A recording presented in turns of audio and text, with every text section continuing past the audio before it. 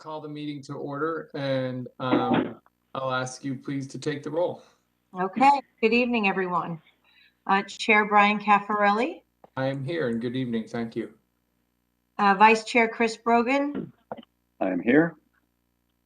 Secretary Marlene Batista. Here.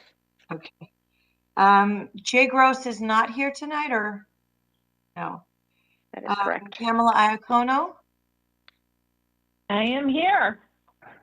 John Mottola. I'm here. And John Wynn. Here in spirit. Here. Okay, great. Thank you, everyone. I feel like I just left you people. Oh, You did. everyone's refreshed, ready to go. Oh, To use yeah. Steve's words, to bring this ship into port. So here we are. And I Red was light actually returning. on for most of the meeting yesterday. I just missed the first 40 minutes and then I jumped on. So although you couldn't see me on camera and I couldn't speak, I am up to date.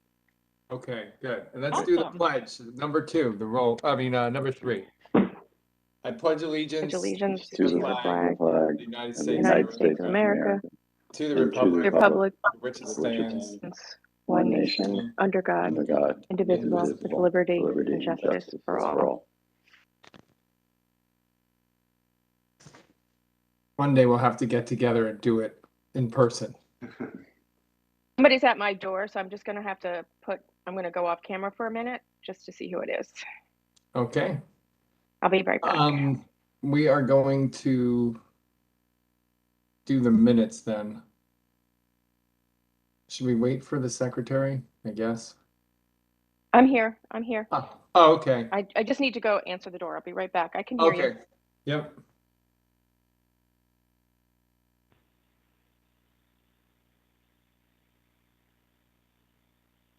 I'm on a meeting. I'm in a meeting. Sorry. Yeah. All right. Thank you. Okay.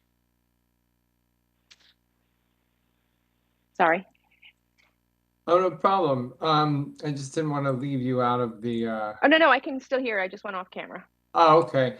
So the next agenda item is number 4, approval of the minutes from the March 24th, April 4th, and April 14th meetings. They're online and have been distributed. I would ask if there are any changes or comments on those minutes. All right, well, seeing none, I will entertain a motion to approve those minutes. I would entertain it as one. To approve all of them? Yes, to approve all. Okay, John Wynn Second. makes the motion and Pam Iacono seconds it. All those in favor say aye. Aye. Aye. Any opposed? Any abstentions? I'm an aye as well. All right, and then we are moving on to meeting topics, agenda item number 5. We are going to, basically have the rest of our work to complete. At some point, oh yeah, it looks like at the end here we have listed the remainder of the schedule. I'm wondering if we take that out of order and just kind of get that out of the way while we're all. Yeah, that'd be great. That'd be great. Is there any objection to taking up item number 6 under topic 5? If not, okay. So Steve, I know that you had said that you had some commitments to other charter commissions. So what dates are you proposing? So I'm looking at, I have Monday in Hartford next week. Tuesday could be clear. I have Stony Creek and I could schedule them for an hour at 6 o'clock and we could do Tuesday if you'd like. Or we can move to the following week to either Monday and Thursday. I think we're going to need 2 more meetings. So the question is, do we want to meet next Tuesday and then pick a date the following week and then set a public hearing? I mean, let's see if John Mottola. I can't meet Tuesday. I have a Board of Finance meeting. And Okay. I'm chairing it, I think. So. All right. How about Monday, the 23rd? That works for me. Pam? I have RTM meeting at 8 o'clock. I should be at caucus at 7 if I could. I can miss that if I have to. If we meet early, I could make the 23rd work. John? I have a 6 o'clock work thing, which should be done by 7, but I don't want you guys not to meet. I can join you later on it, but it sounds like Pam needs to meet earlier. Yeah, no, we need you and here.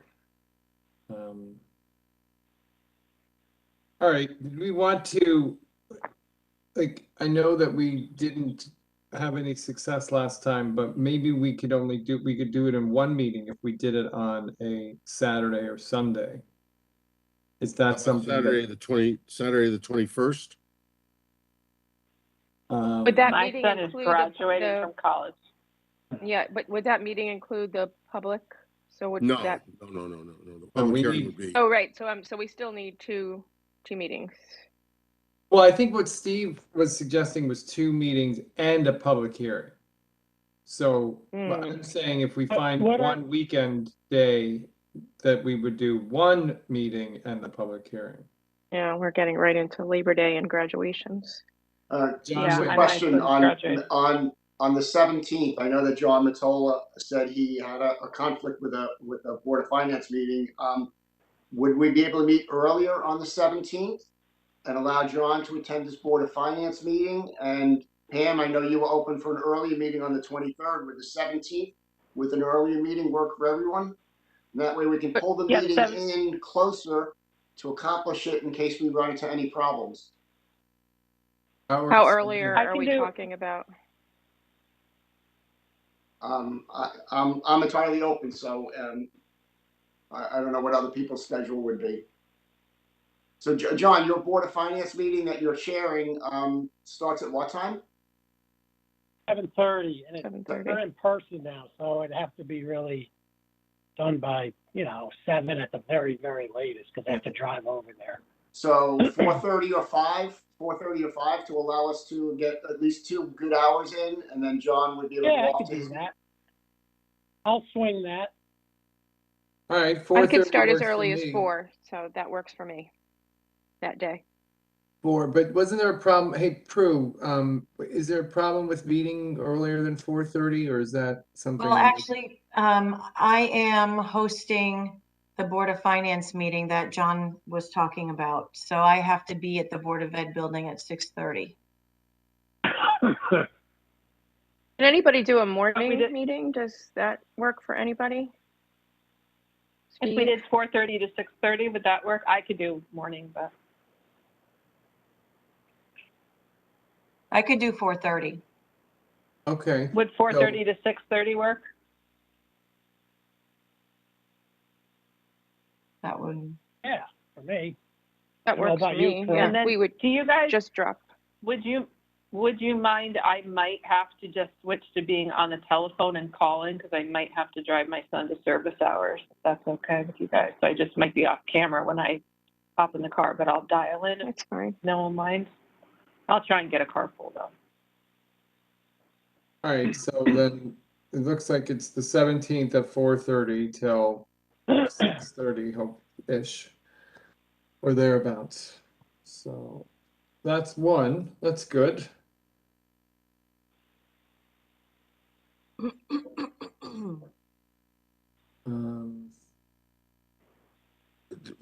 Saturday the 21st did not work for people. No, there was a No. graduation, someone said. Monday Yeah, the that's me. 23rd. Nice. That Monday the was- 23rd, I have RTM. I could do, well, as long as I'm off by 8 p.m., I could do the 23rd. But John said he had a work commitment. Yeah. Is the But 26th work? 25th, I could. I could do the. I could do the 25th. Mm-hmm. I can do the 25th, and then I'm sort of out of pocket for a week or so. Then we have to figure out when our public hearing will be. Why don't we, let's see how, let's schedule the 17th. and the 25th. Is that okay? We didn't hear from Chris or the Johns on the 25th. So Good. it is good. 25th are wide open. The first meeting, well, I can make it. I'll be traveling, but I can make time for it.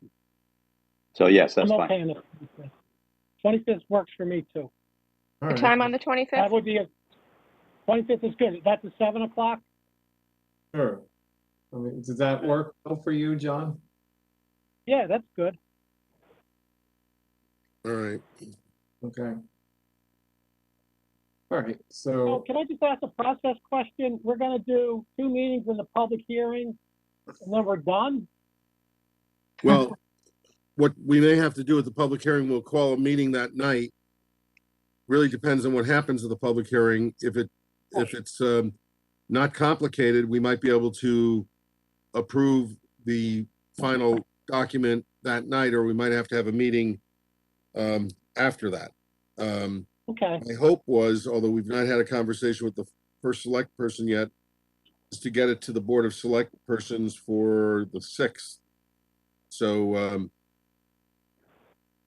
we might be able to, Tuesday, the 31st is clear.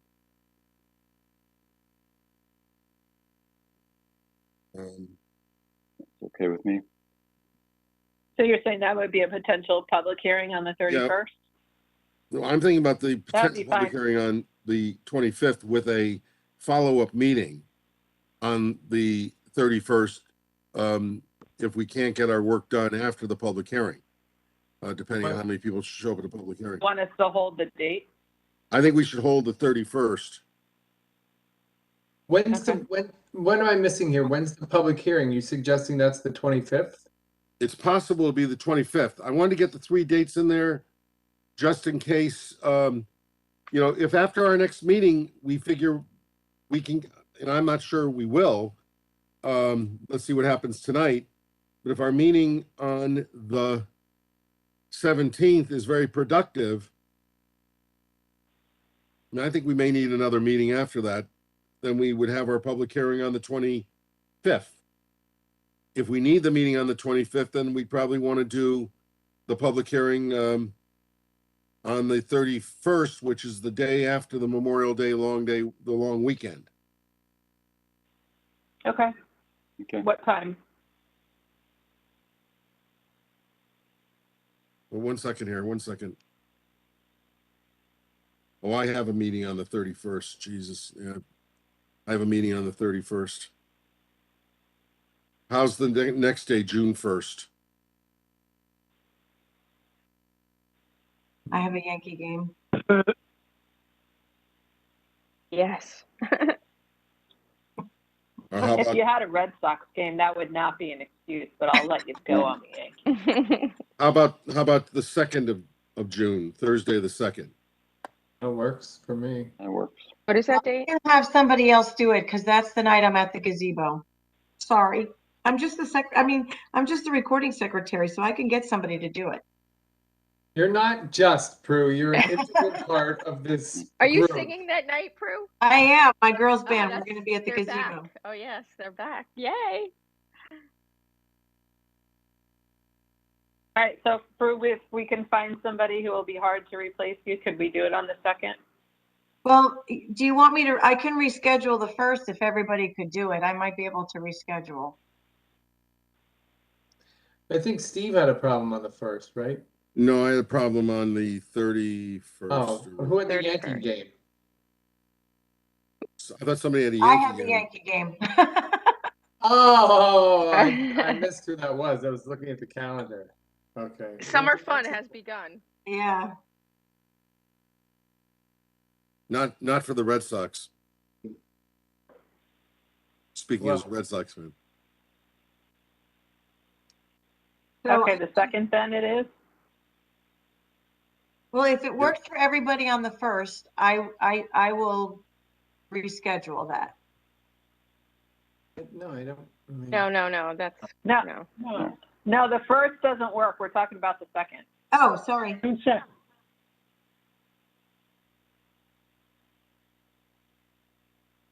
It's still in your court there, Prue, though, on the second. Oh, I'm sorry. No, the second I'm performing at She the definitely can't do casino. the second.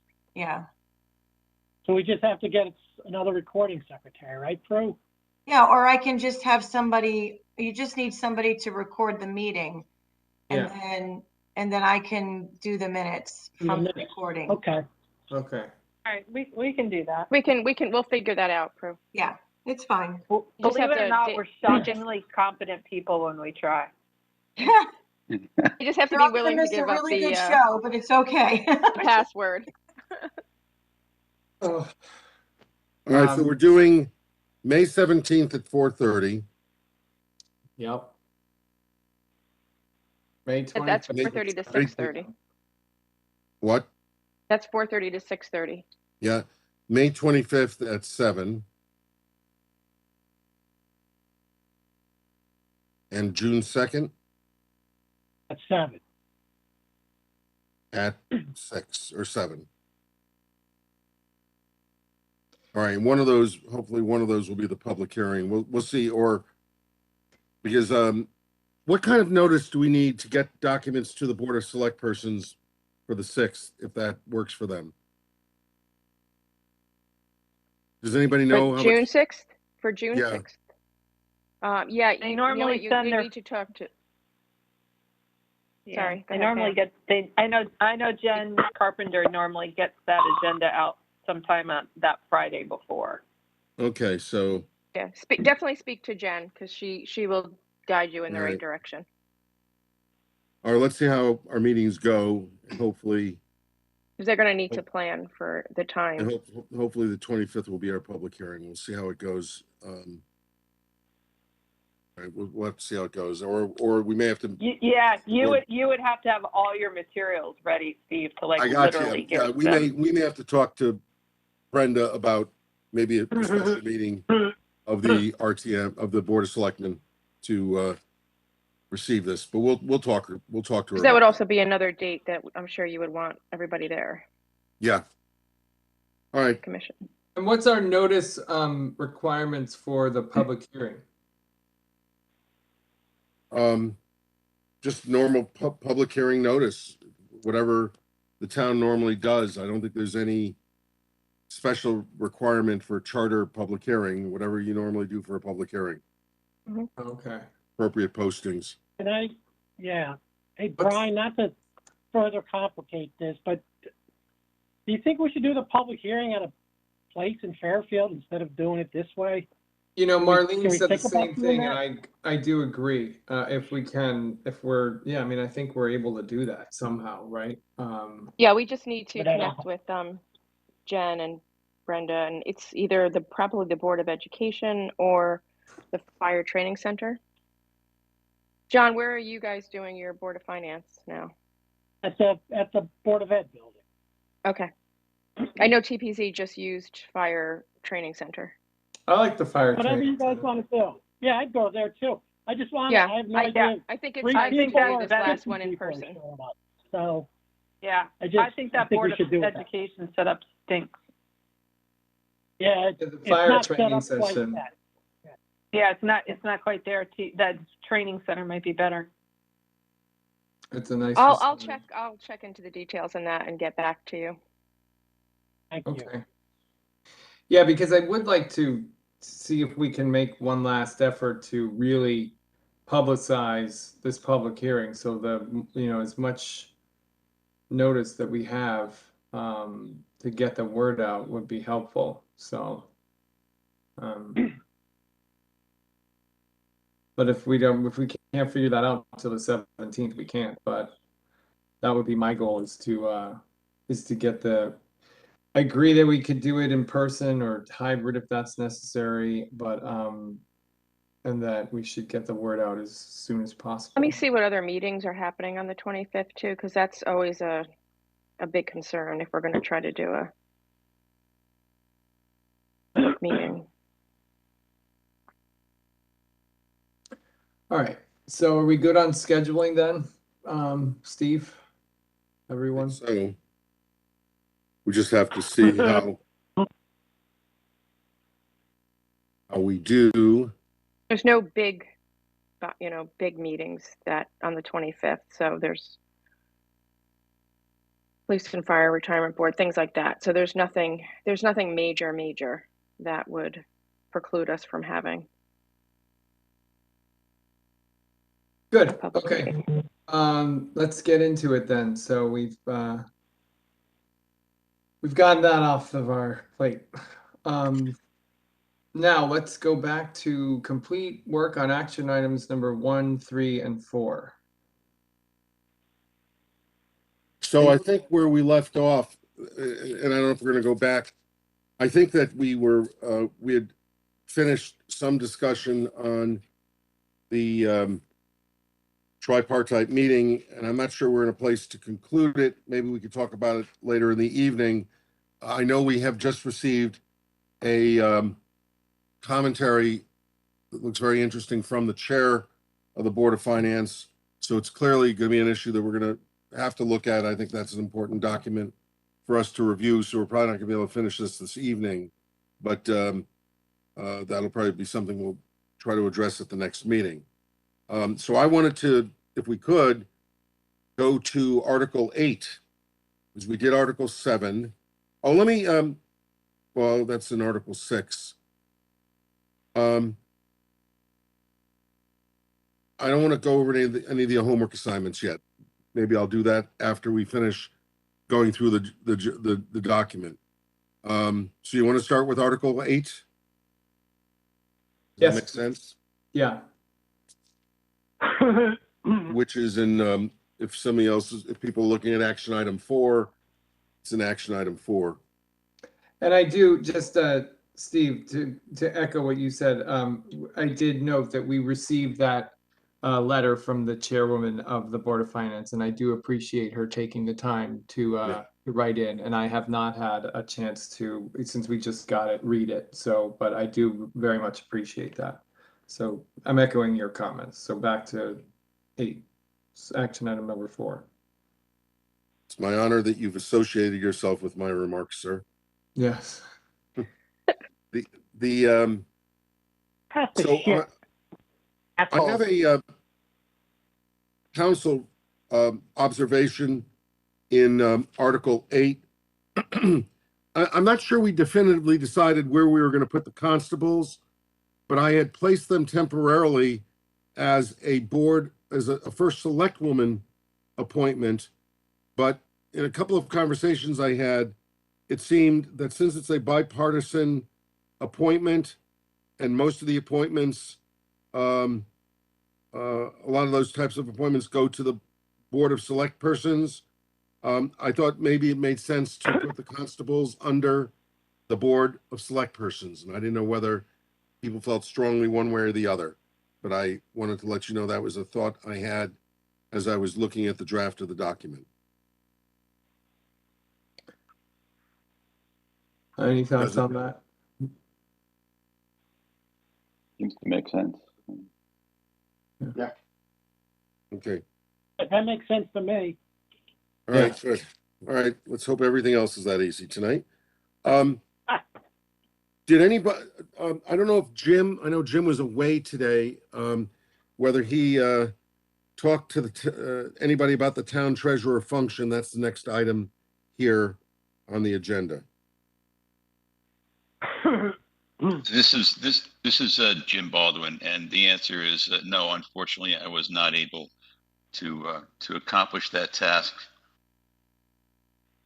Okay, moving on. Keep that open. Mm-hmm. Director of Public Works. Just on the treasurer question, it Yeah. seems like we're leaning towards removing the treasurer unless we find something compelling from the CFO that it would be a reason to maintain it. Is that generally where we are? I'd like to hear what they have to say.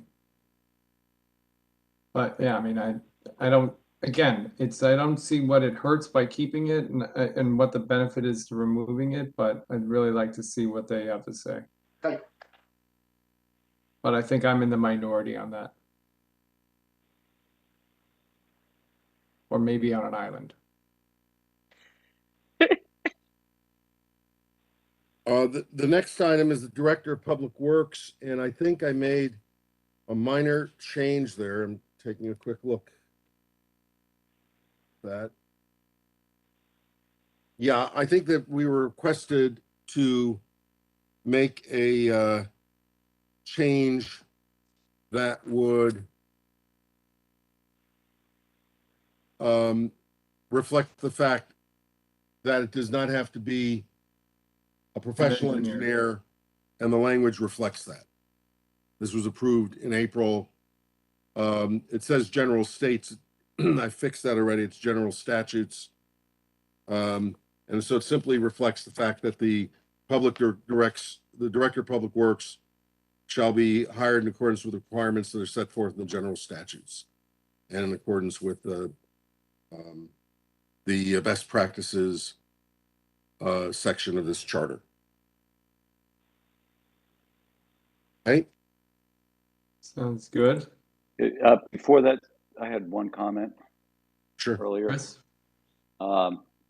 This may be something I just missed. It may have been in the charter all along, which if it is, it's fine. On page 48 on 8.2 C1, the duties of the town attorney. The town attorney, I take it, obviously, is a legal advisor for the RTM also. Correct? That's correct. Yeah. So, and it says here, the town and all town departments and town officers. Technically, the RTM is not, I think if I read the definitions right, not a town officer. Do we need to include that in here, or is it covered? It's a good point. What are Jim's thoughts on that? Yeah, that's interesting. I always thought that was a given, but that's a good point. I'm looking at this again for the umpteenth time.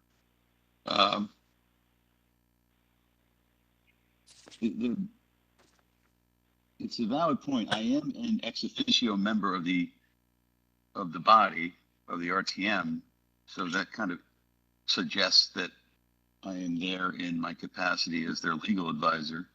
But if and the reason I kind of bring it up, because there was earlier on, we had those comments about whether town attorneys advising the RTM or anything. Maybe we just, if there's ever anybody has a question, it's obvious, but anyway, whatever you think is fine.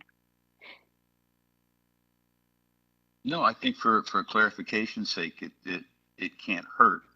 I don't know if Pam or John have an opinion about that, considering it's always been acknowledged that the town attorney is the legal advisor of the RTM. But I see what you mean by the language which is in that section. I would just throw it in there. It doesn't hurt. It clarifies it and makes it no question issue. Sure. I agree with John. I agree. All right. Good catch. Where is town officers defined in this document? At the beginning, it's been a historical definition at the beginning of the document. Elected town officials and then town officers includes elected and appointed officials. And the RTM is kind of in their own category, and as the RTM. And it doesn't fall under, quote, it historically has not fallen under elected town officials. I think I accidentally placed them in elected town officials in one of my drafts. And several people told me that that was not historically where they had been. And the term town officers covers under the new definitions. Jim and I have not gone over definitively. Well, no, actually, town officer is a historic definition. Any individual elected or appointed to a town office other than as a member of a board or commission. Now the question is, a town office in the broadest sense would include the RTM because while they're not elected town officials per se, they do hold a town office and they serve a term of office in subsection C. So they're probably included in the definition of town officers, but I don't think it hurts to clarify that the RTM is in fact Steve, just town office excludes the RTM, right? So Elected town,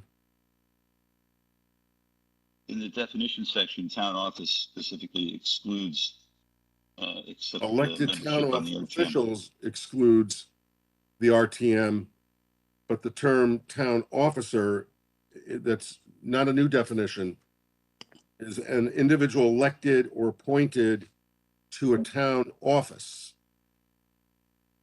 But go above that, Steve, to town office, and the definition of town office excludes RTM members.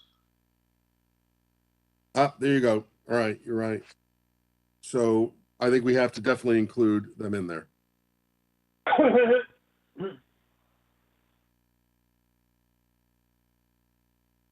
I'd love to know the historical reason why that is the case, but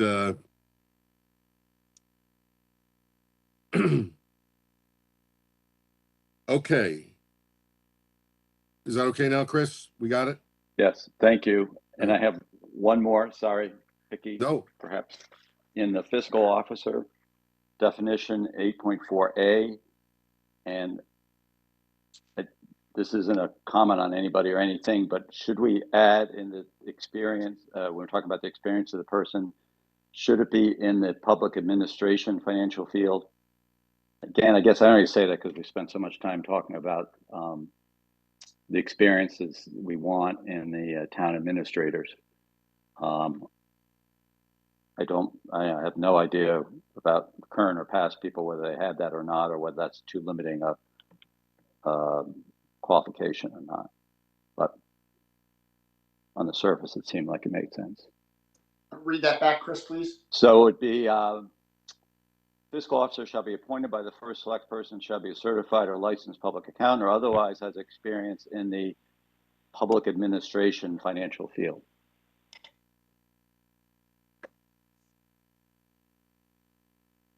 Municipal. So, Excuse me?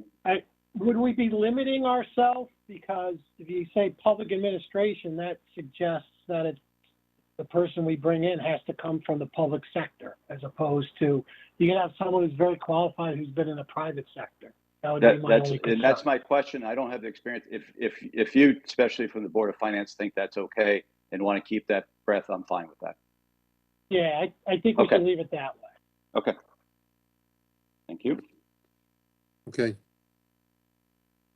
Keep bringing those up. Those are good catches. Director of Public Works, we talked about that. Steve, your second item in that comment S43, talking about the Public Works member of ex officio of the Flood Erosion Control Board.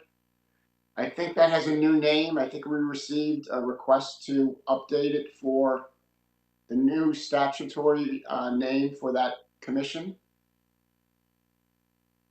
I don't know what it is offhand. I can find it in submission of the chair of that commission for here in town. I'm looking at the Warden Commission section.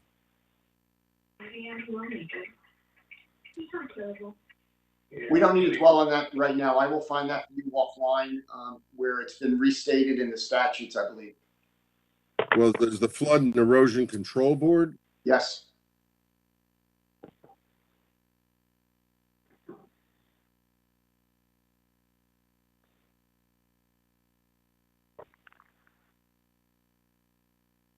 And so, I hope I'm interpreting that correctly.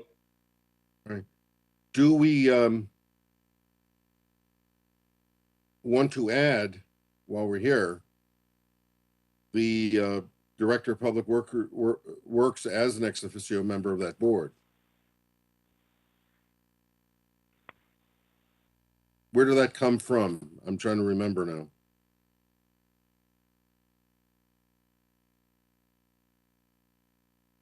I don't recall where the request for that came from.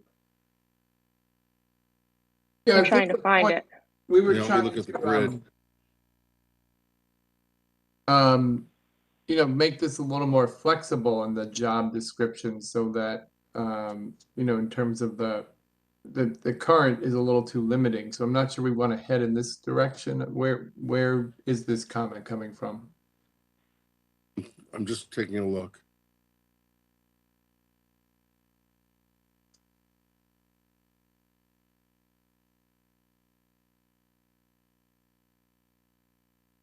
I think what we've heard is that it's really hard to get applicants and individuals to fill these roles with all these specific requirements with the pay scale.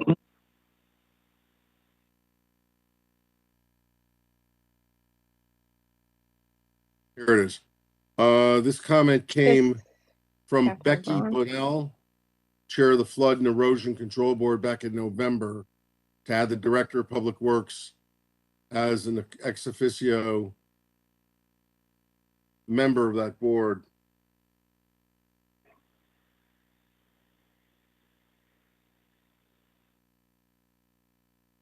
I mean, This is John Jim Mottola? Baldwin. Oh. I can just speak thank to, you. no, I'm sorry, but practically speaking, that may make sense because I think that there's a lot of coordination of efforts between Flood and Erosion Control Board and the Department of Public Works. So it's reflecting the current situation.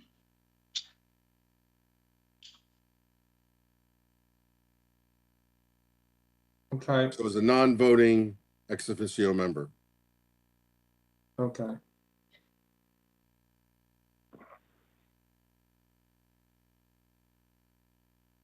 And that, by the way, just for the record, is on page 69, section 9.10 of the document, which we will get to at some point, hopefully this evening.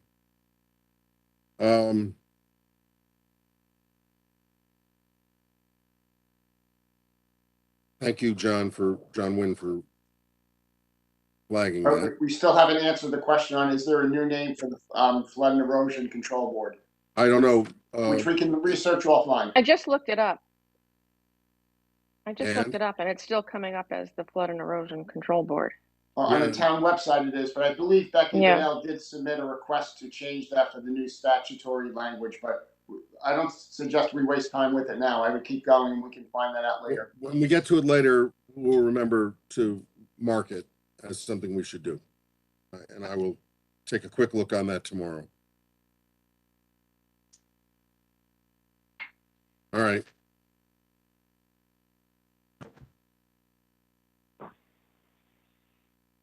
The next change. There's a comment on page 52, section 8.10, Director of Parks and Recreation. Is there a conflict with the Department of Public Works? I think I changed some language that was requested by those departments. Yeah, I sent something over. All right. Pam that spoke to language them is and then I sent it reflected- over. Yeah, that language is reflected on the next page, which eliminates supervising all maintenance and construction, which is a public works function. So that was deleted from paragraph 8, which now just reads coordinate the maintenance of parks and recreation facilities with the Department of Public Works. And the language that followed was which shall supervise all maintenance and construction. So that clause is eliminated. I think that was the request. And that answers the conflict, Pam? Yes, it does. Those guys both worked on that and sent that over to me. All right, good.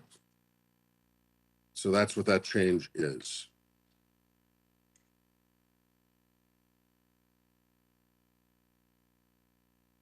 The next change is, I have talked with Jim Baldwin on this, on page 55, under the tax collector, 8.15, D and E. Oh, yeah. Did we receive some material on this? on the accounting method and special exemption.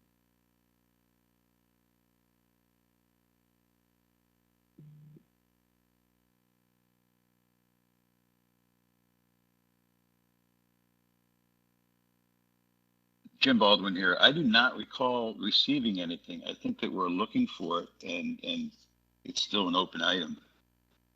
Yeah, I think again, this is archaic language. I think so too. That for the most part can go away, but we just need to confirm that and then just be in compliance with state statutes.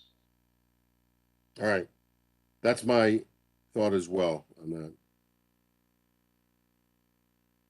The tree warden. I had taken out in 8.16, there was a 1-year term. As you know, we discussed this, the statute now refers to a 2-year term. I put the reference in a footnote. I think Jim would prefer that I put the term reference in the body. Am I correct on that, Jim? I think just for clarification's sake, but to your point, if the statute ever changes, and I doubt that it will, but if it does, then they won't be in alignment. But I'm not beholden to the concept. If it's in the footnote, then people can pay attention to it. Mottola. What's that? Can you just put 2 year? Can you put two years in there pursuant to the general statute and cite the statute too? So, person just has to read that paragraph and doesn't have to go look at the general statute. That's a good Why idea. don't we say 2 years or as otherwise provided before by the general statutes? Right now, it is provided for. That way we have the flexibility. We have the 2 years as Jim would like it in the document, but we're allowing for the flexibility if the statutes change. Sounds Okay. good to me. Sounds good. Good. That. Trying to keep track of my Post-it colors. Sorry, guys. It's like arts and crafts class. The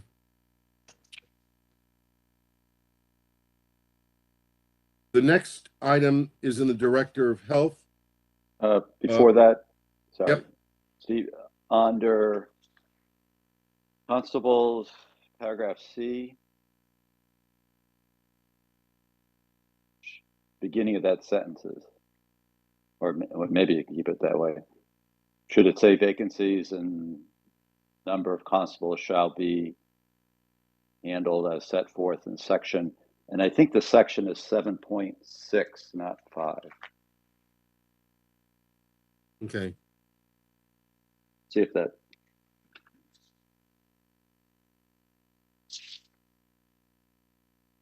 Yeah, 7.6. 7.6, yeah.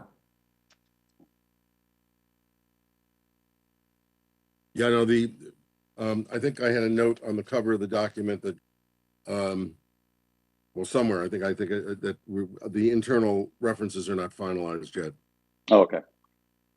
I found the No, name of that. No, I understand. I appreciate this is just a draft and Yep. just trying to add it's to good. it, not making Nope, comments. got it. I'll fix that. Steve, I found the name of that, the new name. It's the Flood What's it called? Prevention, Climate Resilience, and Erosion Control Board. That rolls right off the tongue. Yep, short for FERB. Long Let me- for Is FERB. that the One legal, second. is that the legal new name? Correct. That's a legal new name. July 6, 2021. Flood And that's what? Prevention, Climate Resilience, and Erosion Control Board. They're abbreviating it to FERB. Herb. FERB. And this is created by Flood who? erosion. This is what Becky Bonnell wrote in on April 4th. That's the new name from Flood and Erosion Control Board. Sorry, and And that that was was the new name determined by who? state changed that? Per Public Act, the new state name for these boards per Public Act number 21-115, an act concerning climate change adoption adopted on July 6th, is Flood Prevention, Climate Resilience, and Erosion Control Board, which we are now proposing to abbreviate as FERB for short. Can we include the full name of the board in the final revisions? All right, so let me hear that again. Flood prevention. Flood Prevention, Climate Resilience, and Erosion Control Board, You said that was AKA public, FERB. it was Public Act, what did she say, 21-15? 115. 21-115.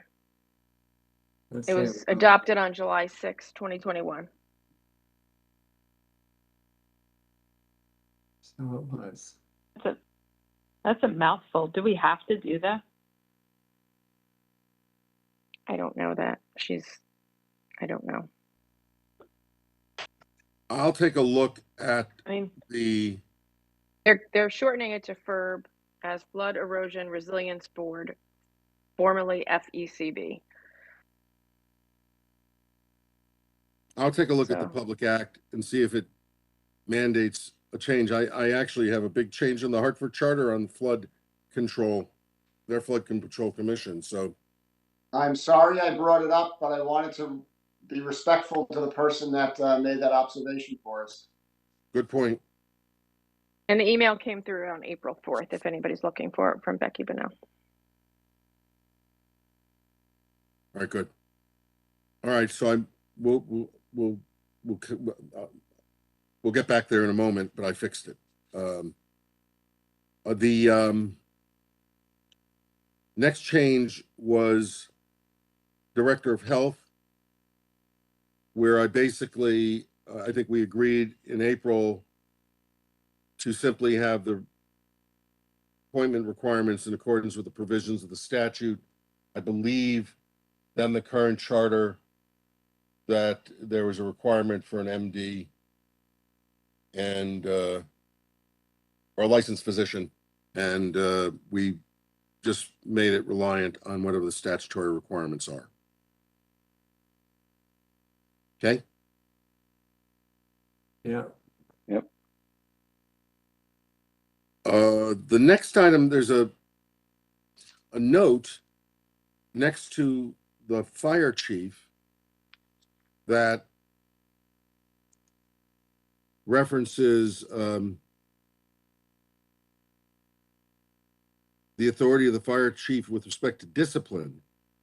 And my only cautionary tale, I mean, I don't know why some of this stuff is in here. Maybe Jim and I can talk about this at this late date, because it does lay out some elements of discipline here in the charter. I can't imagine that under the collective bargaining agreement, this is all there is. And so why do we need a provision of this nature? I mean, we also have the same thing with the police department above, whether we should have more. Jim, do you know whether these provisions on discipline have any validity whatsoever at this point? John Mottola knows more about this than any of us, but it just seems to me that if we have a couple of lines that talk about discipline in these two departments, which are chain of command departments, I can't imagine this is it. Well, I'm looking, Steve, at one of the comments that states that there is no language in the CBA, collective bargaining agreement. Yeah. Although there is a proposal to address this that's currently on the table, that contract is actually going to arbitration. So this does take some noodling and figuring out, but I do believe that these provisions are followed within the fire department, these All right. charter provisions. John Mottola's And- hand is up, so. Yeah. So what would happen if through collective bargaining, if the union and the town decide on a different disciplinary process, that will take precedence over the charter. So you should probably just leave it in. And if they negotiate a new process with respect to discipline, that will take precedence. But you don't want to take it out now, because then we would have an issue. All right. Okay. The next change is next comment is on 8.23, 3, Conservation Director. And I always thought this comment says restore and strengthen the Conservation Department as a separate entity so that it can support the town commissions and programs and continue to be an example of excellent conservation work in Connecticut. Um, I'm not sure what we have beyond the initial comments. I seem to recall a lot of conversation about a conservation at some point, but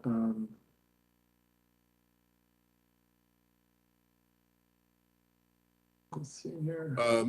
There's a comment on the issues tracking chart. Might be the same comment. Is this, Must restore and strengthen, yeah, it's the same comment.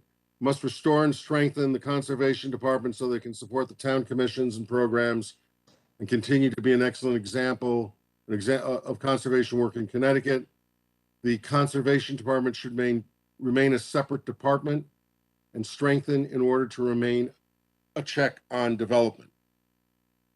Here it's listed as a conservation director. I don't know how you deal with it administratively, whether it's in another department or on its own. The charter, the implication in the charter is that this person is a director of a department and reports directly to the first select person. Hold on, let me look at a note here.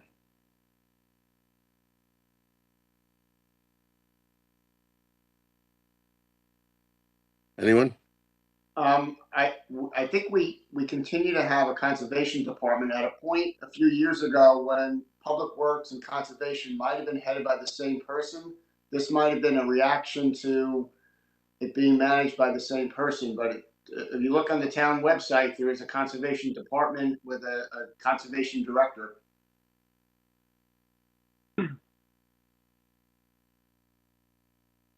Yeah, I agree. I thought when the Yeah. comment came in, I thought it was a response to something that was going on at the time, that there's somewhere they're going to John get merged. Mottola, I think there After was. Chris. I think that's true. John. I think this might be a response to some reorganization done by the first select woman like a year or so ago. So Yeah. I think that's all it is. And not to disregard or talk about anything, but I think that's the issue. But that's kind of beyond our purview. And I'm not quite, I think that's a policy issue statement more than something that's for the charter. So I'm not quite sure what we could do with respect to that. I agree. Okay. Then the last note I have in this section is request for 2 new departments. I'm not sure we're in a place where we could do that, an engineering department and a solid waste and recycling department.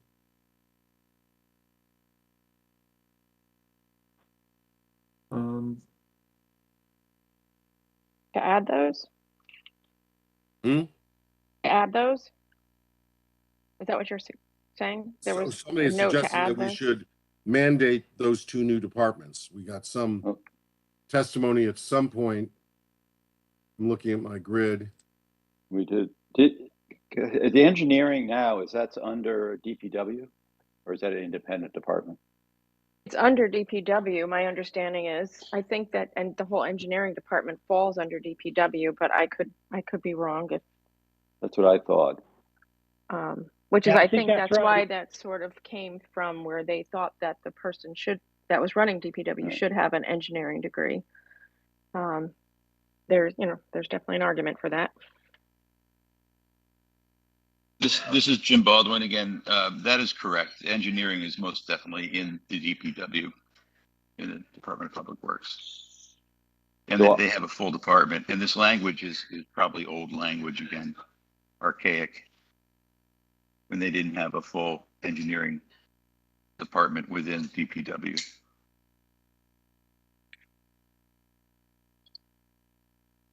Yeah. So engineering doesn't seem necessary. And I think that the solid waste position has been absorbed by the Assistant Director of Public Works, from what I'm being told. So I don't think it's necessary. I agree. Yeah, I agree. I don't think we should be putting sub-departments in here. Right. Yeah, actually, my general advice is to move departments out of the charter and into the ordinances and budgets, but we're hitting this at a late stage in our process, so I think you're heading in the right direction at least. The next chapters are. Can I just address that briefly, just for the record? Yeah. The position of the head of solid waste is still a position that absolutely exists in the town. It's just that those responsibilities have been assumed by the assistant director. But by ordinance, that position exists, and it still does. And there is a commission that exists that he reports to as well. Okay. All right, so it seems like these were good comments to make sure we had these integrated into our current form of government, and I'm satisfied that we do. And I look to the other commission members to see if they are. Seems to be okay. So we can move on from this. All right, so we're moving to the next article, Article 9. And there's a comment relating to the Conservation Commission, 9.2, that comes from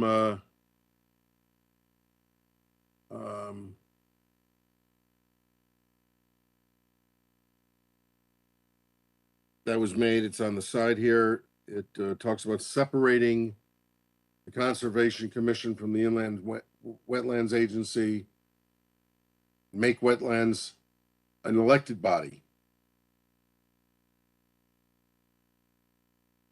Seems like We do have all that space on the back of the ballot now that we got rid of the constables. Yeah. always have to fill the void.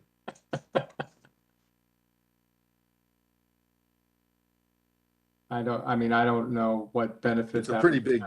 John Mottola, I don't know anything about this. I think, Brian, you're kind of thinking the way I'm thinking. I wouldn't even know how to go about analyzing something like that at this point. Not because we were up late last night, but even if we were fresh, that isn't this something that could be done at some point by ordinance if necessary? And should be studied? Yes, it should be studied, but one of the problems by having it in the charter means you can only make your next change through a charter revision.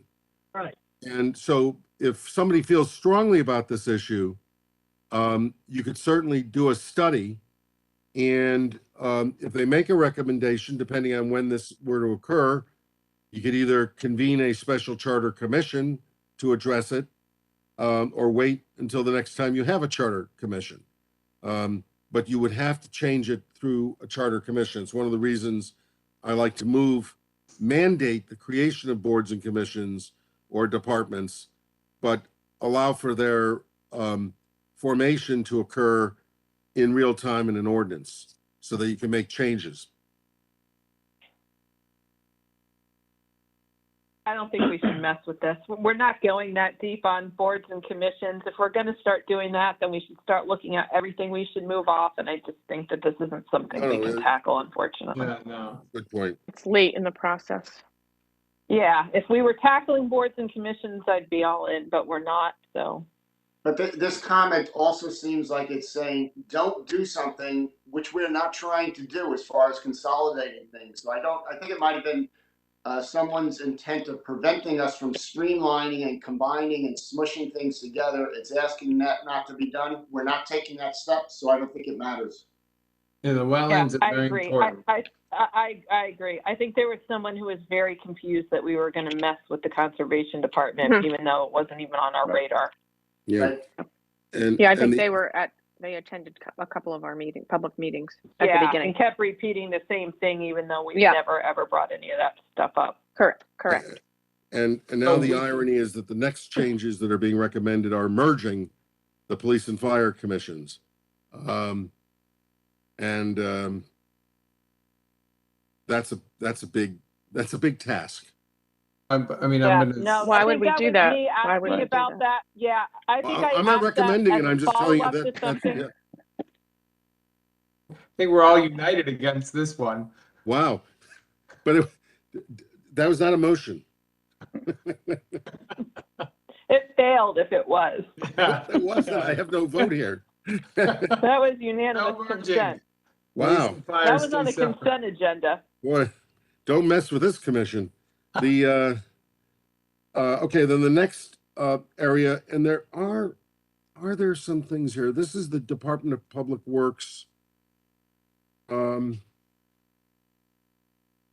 just see something here. There was a sheet. This is on 9-9.6.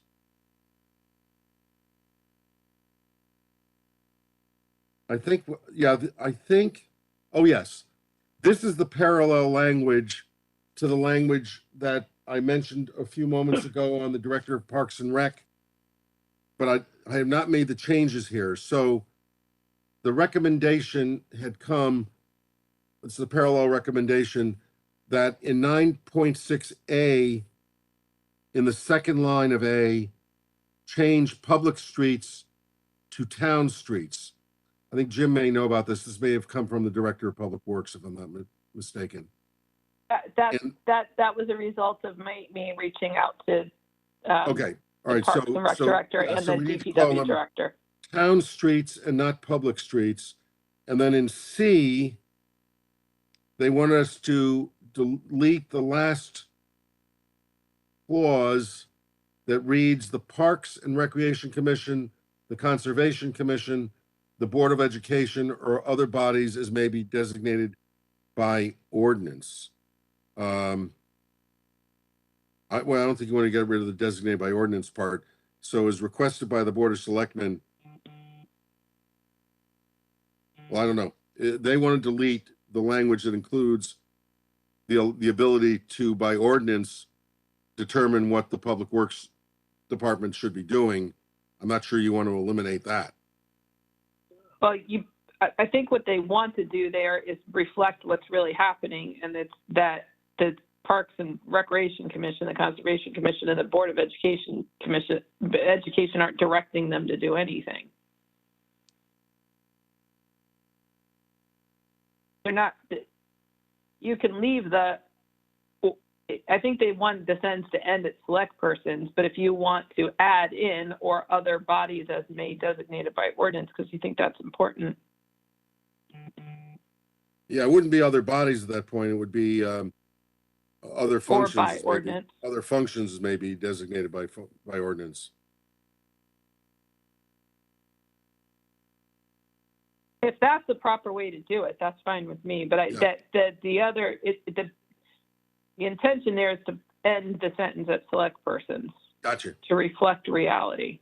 What's the pleasure of the commission on that?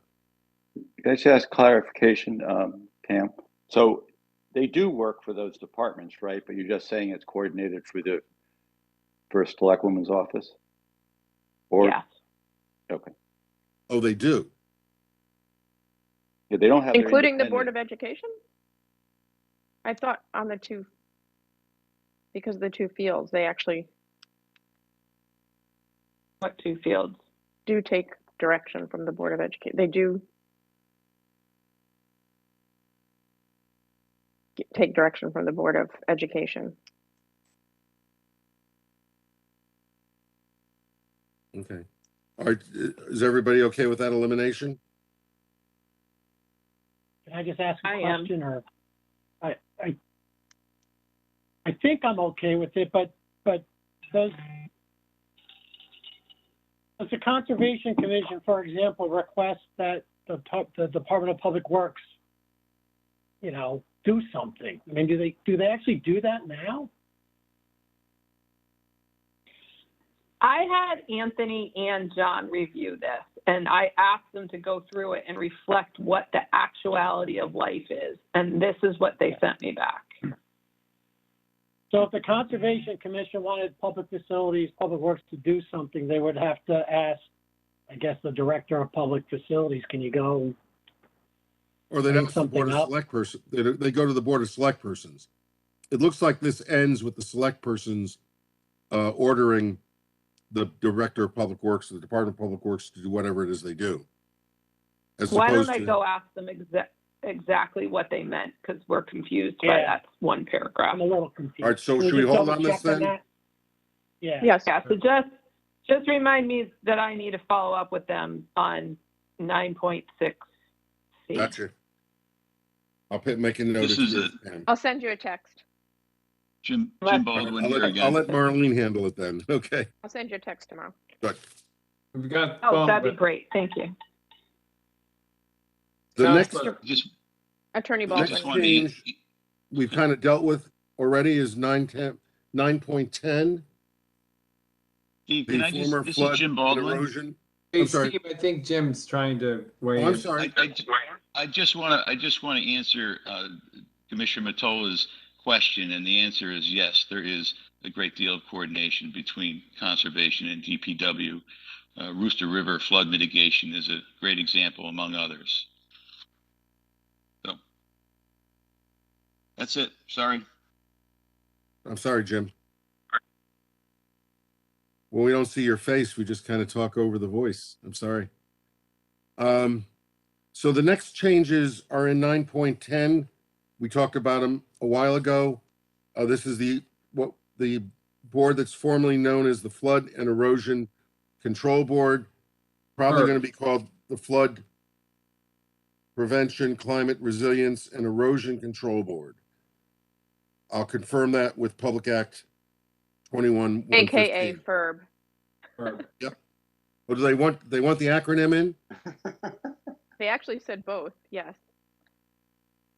It's I kind of like vote a no. man from Uncle thing, or that we have to, No.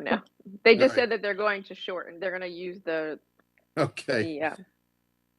And we were also going to add the Director of Public Works Yes. as a non-voting ex officio member to this board, whatever it is called. Right?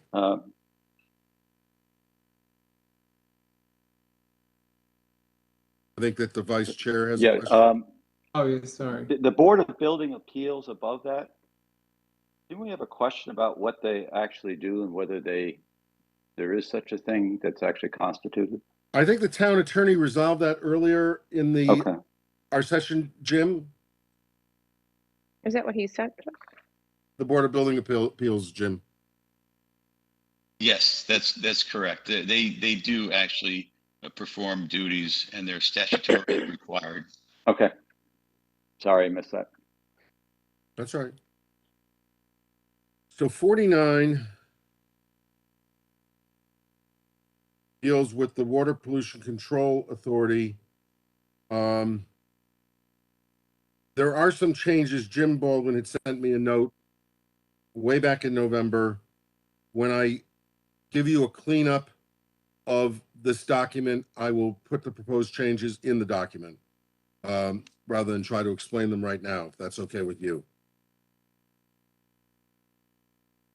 They're not major, but I'll lay them out so it's clear to everybody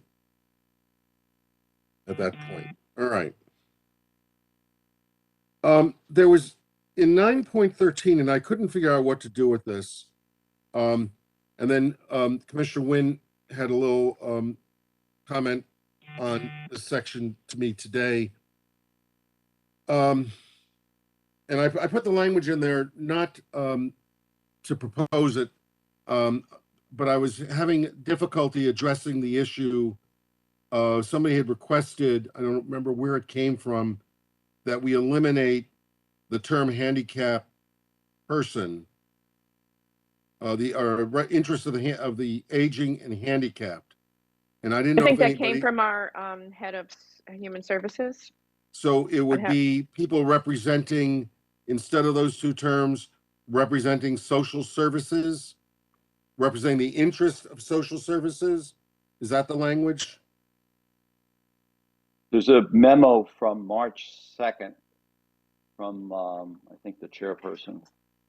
Julie and Julie DeMarco. Did we get something from Julie DeMarco? I think Martha yeah, I J? think she did also. Martha Laura J? Inserto sent something, and I think later on Julie sent something. Okay. And I know Julie, I think early on commented when we first had our first meeting. Well, All let's right, defer to her language. Yeah, she's the, yep. Whatever that may be, if it makes sense.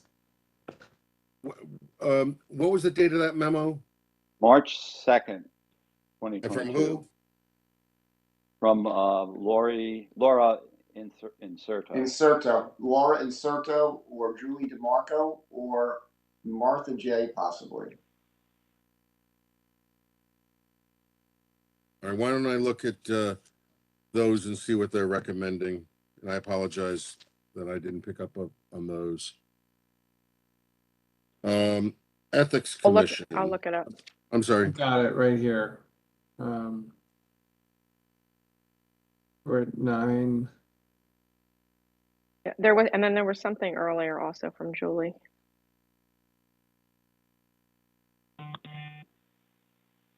Oh, yeah.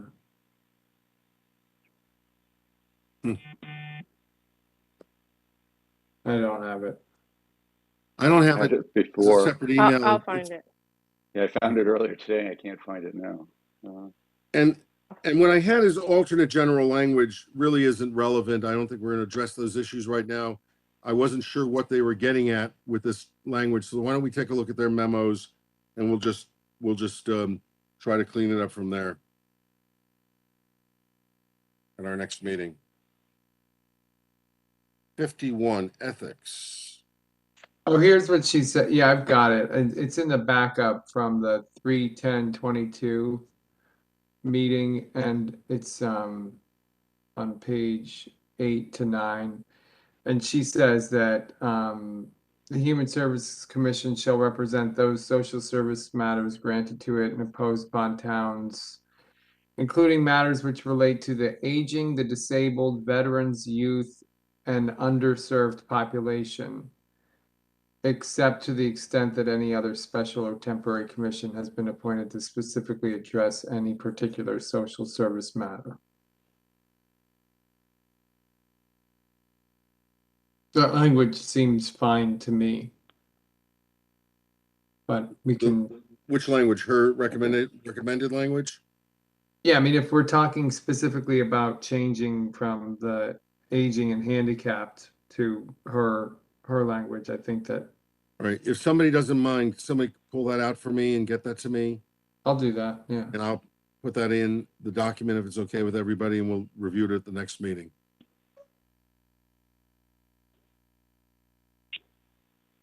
Yep. There you go. Thank you, Mr. Chairman. The next issue is a comment next to the Ethics Commission. Wanted to know what the authority of the commission was to consider actions of the police chief and presumably other officials who lie, I assume tell falsehoods, as opposed to the biblical term, before public bodies, in this instance, the police commission. In my view, and Jim and I, Walden and I could talk about this, there is no official in the community, unless there's an exemption in here, that would be exempt from compliance with the Code of Ethics, the Ethics Ordinance, or the jurisdiction of the Ethics Commission. Now, if it becomes a personnel matter, that becomes a little different. But in terms of pure ethical matters of either personal or financial interests, and whatever other areas are covered by this, we just got a request in yesterday or today on the issue of civility. And I don't know whether that really works in this context, but it seems to me that every person in the town, every elected official, members of RTM, board and commission member, department heads are all subject to ethics. I've even made an argument that Board of Education employees are covered by municipal ethics ordinances.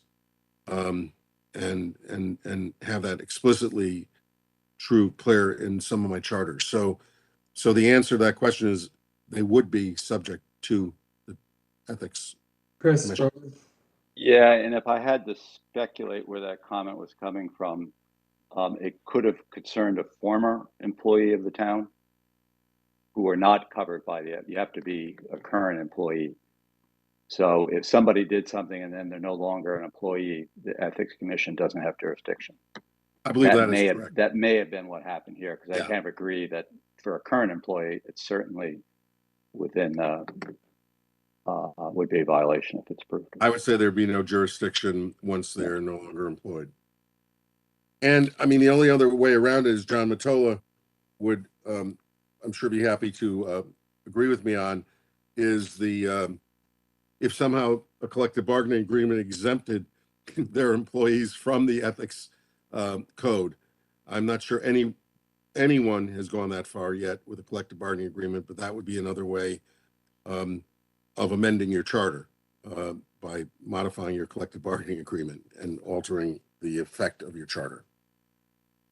The last, I can't believe this. I think this is, we still have a couple of larger issues to talk about, but the last issue is, and I don't know if anybody, there's a whole bunch of lists, a whole bunch of other entities on page 77, but I had some old notes about changes from the Board of Library Trustees, and I have no reference on here as to where this came from.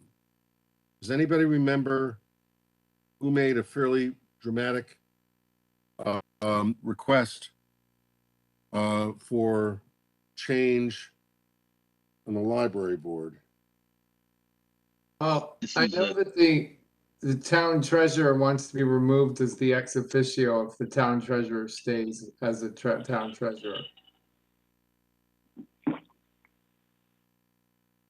And this is Jim Baldwin. I can answer your question, Steve. This comes from the town librarian who has offered new language for this section, but in my view, it's rather substantive and it needs to be explained and vetted by this commission, and that has not happened. I had some email exchanges with him today, but I guess he's not prepared to present anything to you now, but maybe at your next meeting, because they are substantive and they need I was to just be going to recommend to the vetted. chair that maybe we invite the library director to the next meeting. And we'll share that language ahead of time. Yeah. For the commission to review in preparation. Okay, I mean, I don't see a problem with this if you think these changes are worthy of consideration. It makes sense, Jim. It's changing the number of trustees, the terms that they have, and some of the responsibilities. So it's worthy of a discussion. Okay, does anyone have any objection to that? All right, so it is May 17th, the library comes to the commission. Who would we invite, Jim? Or would you handle that, or you want me to? Yeah, I can take care of that, Steve. It's All right, Scott, great. and I apologize. I forget his last name. All right. So the 17th of May, we'll invite Yeah, the library director. He's new to the position, or Excellent. relatively new. Okay, All right. The last items in this section are yellowed on page 77. Again, I remember some of these things from our very early meetings.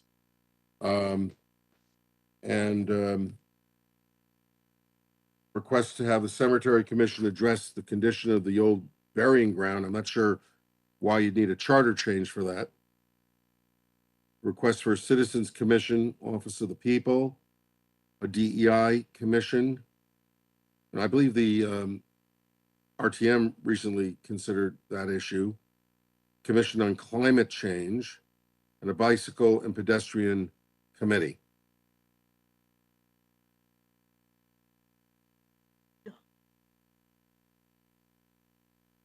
Does anyone have any thoughts on adding or discussing those? John, Wayne? I think they're all interesting and, current topics. I wouldn't advocate for putting language in the charter for any of these. I think they are or can be adequately addressed outside the charter with ordinances or, as an example, the climate change aspect, I think now probably falls into that board that we were describing earlier. And I know that also is addressed with the master plan overseen by the Town Plan and Zoning Commission, climate change. So I just think it would be too cumbersome to try and put these into the charter, certainly at this point. Okay. Anyone have any different thoughts?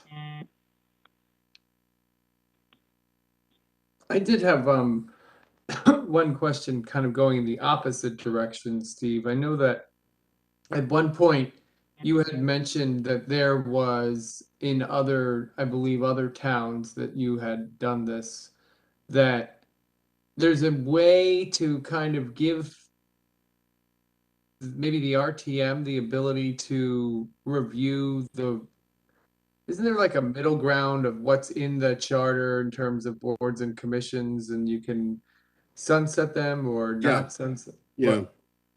What I've done in some charters, it'd be very difficult to do it at this stage in this process, but it might be possible. But that is to take a look at your boards and commissions. Let's forget about departments for a second. Look at your boards and commissions. Now, we know the elected ones we're not changing. The elected ones are in the charter. They'll remain in the charter. But when you look at your appointed commissions, is you take a look and say, which commissions do we believe need to be created in the charter, sustained in the charter, could be supplemented by ordinance, but are created in the charter. So we create the size, the composition, requirements, that kind of stuff. Then you take a look at the other commissions and say, do we really need to create it in the charter, or can we mandate it in the charter? And that would be, in my view, and I'm not going to make judgment calls or call out boards or commissions in that category, because I think you need to have discussions with these people before you do something like this. And I would say that what you do is, if you think they're important commissions that should be mandated for the town, but not necessarily created in the charter, to permit the RTM as the legislative body to consider them from time to time, to reform them, to modify their scope, to address new issues that arise from time to time, which they could do already by supplementing it, but by making it an ordinance and mandating it, but we're trending it over to the legislative body as an ordinance-based mandated commission. You give the public a lot more flexibility to have boards and commissions that are suited to the current needs of the town. But you mandate them because you think they're important. And so the way you do it, if you're transitioning out of the charter, is you move all those boards and commissions into their own chapter that you would call boards and commissions mandated by the charter, sunsetted, that will be sunsetted upon adoption by ordinance. And that way the function never goes away. The function remains in place until the ordinance is adopted. And once it's adopted and they're up and running under the ordinance, then that section of the charter would go away, except the mandate would remain. Those are yours. Yeah, that's what I remember. You're probably right.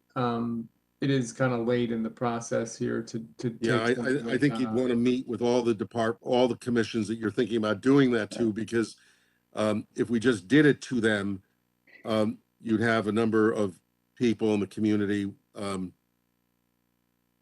I think this is protesting probably is the something that kind should word go on our to letter use. to the next commission. Yeah. No, I really strongly recommend that.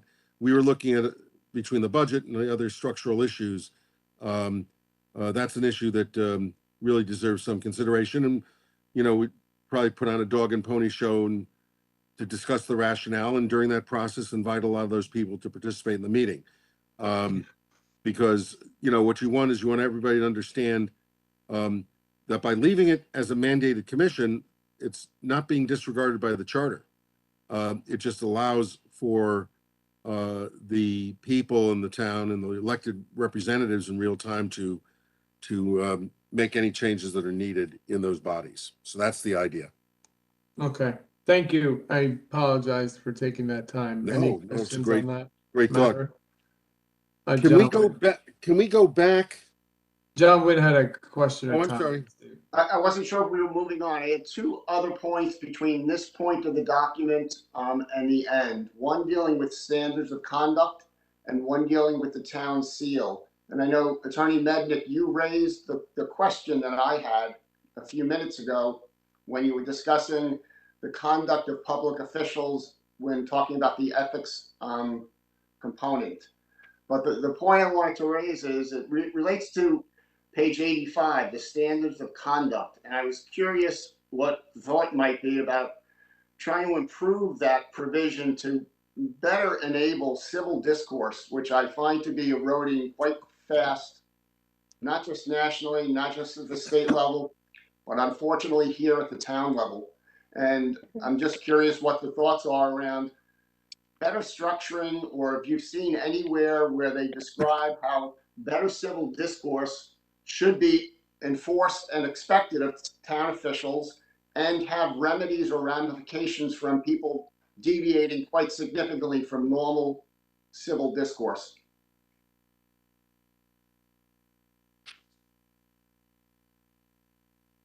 Any Is that a question for me, or is that a discussion point between the commissioners? Well, the first question is, have you seen other charters and other towns try to address standards of conduct and civil discourse to better lay down the expectations that we as a town have for a town official? I have not, but that doesn't mean it doesn't exist. I've written a number of ethics ordinances, and they've not necessarily been addressed there. I mean, you do have a provision in here in the broadest sense that talks about fair and equal treatment. So it would not be out of whack. I could do a little due diligence and take a look at it. Most of the bodies, most legislative bodies, and I've looked at the rules of the RTM here in town. I don't know if the Board of Finance has rules of conduct. Most rules of conduct for legislative bodies do talk about civility, and it's civility amongst the members, but it's also civility with the public. In the normal parlance of conflict of interest ordinances, most of the violations are framed within the context of a personal interest or financial interest. Right.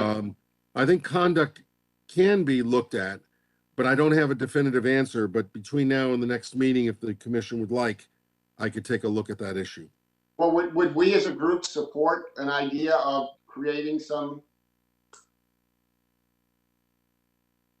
Yeah, please. I would like to see some language around that.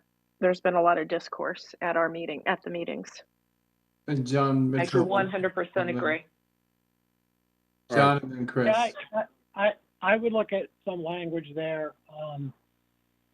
The only question I would have is when you start to delve into enforcing bad conduct, that's a whole different area. And I found in my practice over the years, it's sometimes a very difficult thing to enforce. But I do think we should look at some language.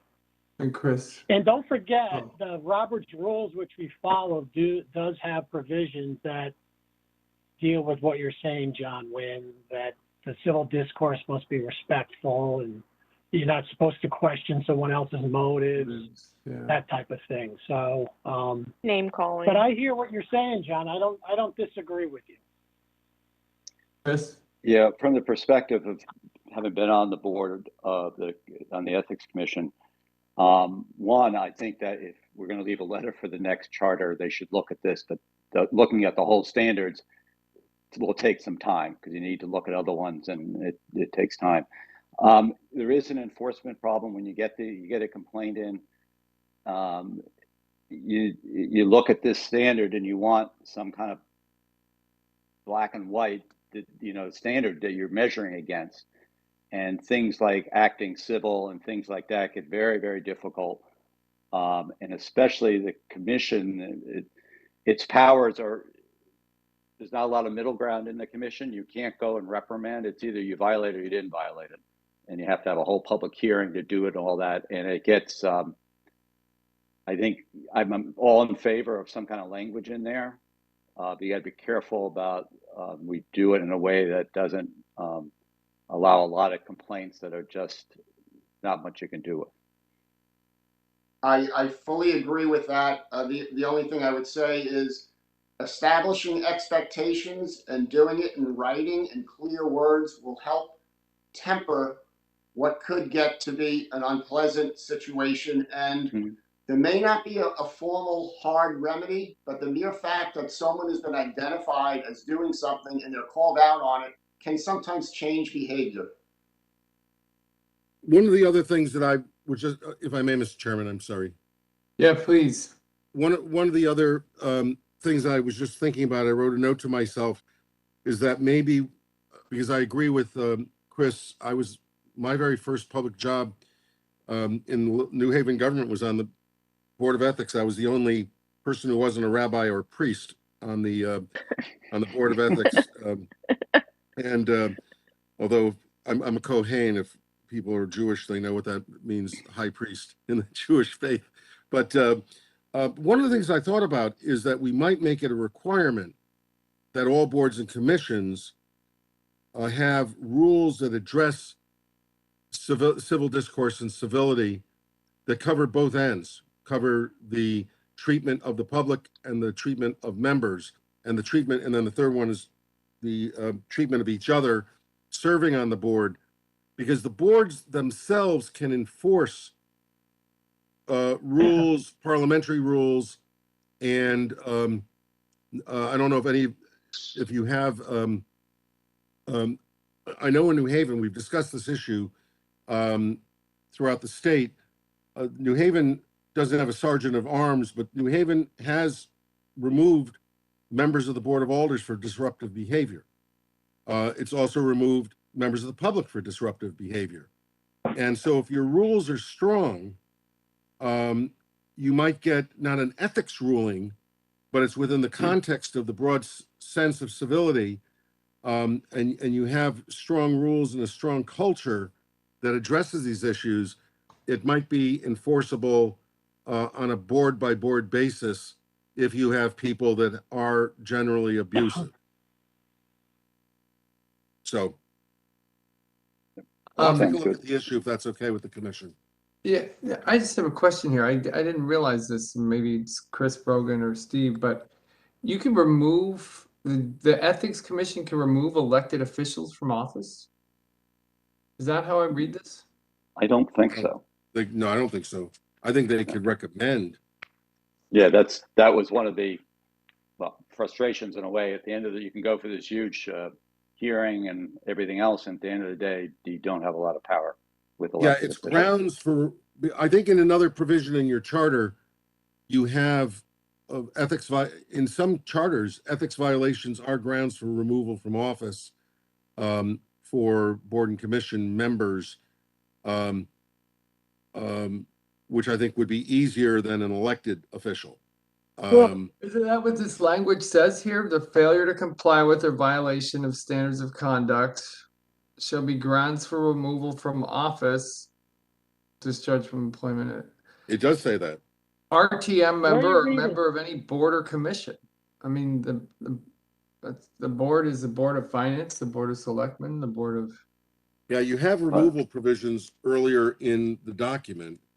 And so it would seem to me the Ethics Commission would probably make a recommendation to whoever is responsible for those provisions. I have always told people that with regard to elected officials, remember, we don't have recall in the state of Connecticut. I think it's Yeah. arguable that if you have a due process standard in your charter, it might be distinguishable from recall, but I wouldn't bet the bank on it. I'm taking a look at where the removal provisions are. 45, Something else, though. 7.7. That's a good point, Brian, and I'm trying to think why I thought differently. Because that's pretty heavy duty, Chris. Right. So removal from appointed Here it is. office. Yeah. Yeah, these are for the board or commission members. I'm looking. I only see it for appointed office, and then we've got this It's section. appointed office and department heads. I don't know if you have it for elected officials.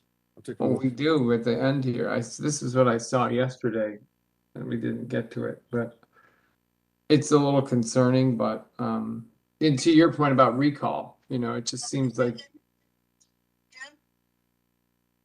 there should be a little Well, more. but these are not elected officials, so it's different than recall of elected officials. RTM member is an elected official. RTM is. Yeah. Well, that's right, but I don't see where the standard is in the other part of the charter. I need to take a look.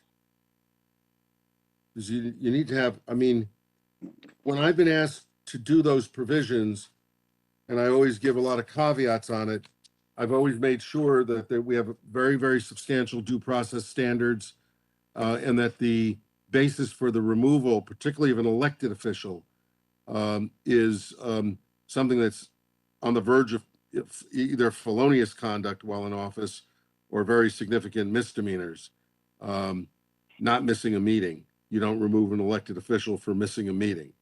But there is pretty strong language right here in 11.5. Yeah. There certainly is.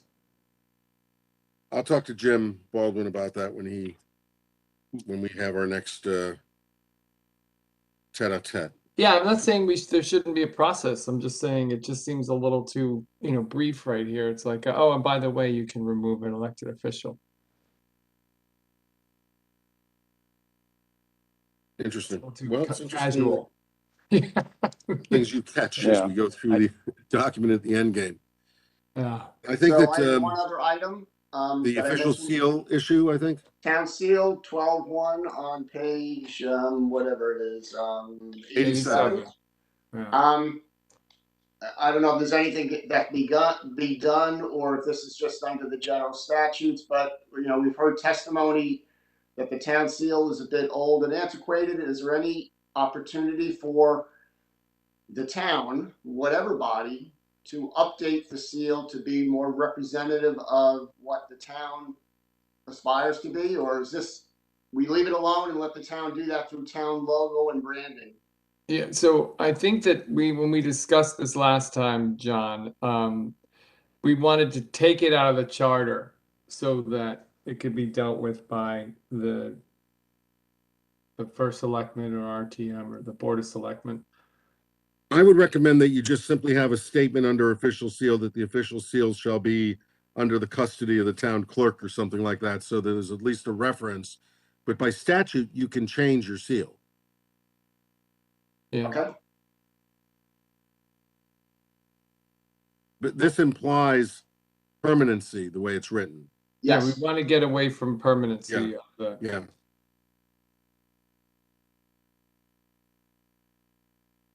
This was one of the first issues I looked at, as I recall. Right. It is. Yeah. All right, I'll come up with recommended language for that. Okay. Can I go back to the beginning unless we have Do a we couple even of need big that, though? issues? In the charter, do you even need a reference to the fact that seals with the town clerk? I mean, do other charters have the seal in it? Some do, some don't. Ah. What I discovered was the most common reference in a charter to the seal is that it's under the care of the town clerk. That's, it doesn't need to be there at all, Mr. Chairman. Well, Or you could say there shall be a town seal to be adopted as in accordance with the provisions of the general statutes. I mean, but you And I don't need think the the reference. statute's required to be filed with the Secretary of State. yeah, well, correct. But there's a lot of other things the statutes require that aren't in the charter. Is Yeah, my it point. doesn't need So to be in we there. need- Yeah, If you want to just delete it, we'll delete it. that would be my vote, but we can, what is the sense of this body here? Do we want it, Pam? Oh, I was just agreeing that I just take the thing out, but I like the sentence about it shall be in the custody of the town clerk. Okay. All right, that's 2, All right, I'll fix it. 3, 4, 5. There we go. Can we go back to section 2.4, the minority party representation provisions for the Board of Ed? Steve, Oh, yeah. Jim, I'm Jim sorry. Baldwin here. Jim Baldwin here, if you can hear me. We do. I just wanted to bring up maybe a minor point, but it's not so minor. It's section 7.4, the terms of office. By my reading of the charter, it says the terms, unless otherwise provided by ordinance, the terms of office of all appointed town officers and members of permanent appointed boards, commissions shall commence on the 4th Monday in November and continue for the term set forth in Article 2, Section 2.3 of this charter. That 2.3 of this charter is not all inclusive, and so there's a small void there. I believe.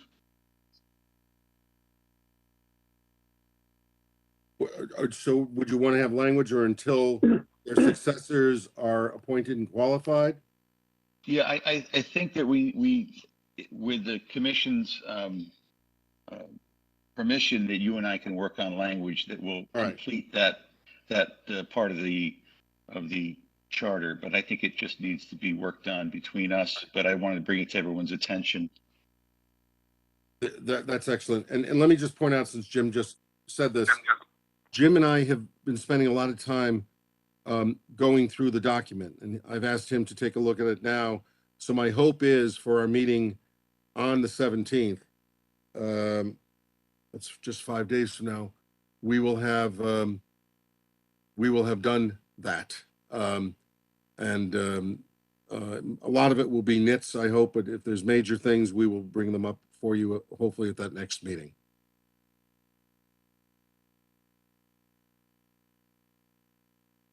Okay.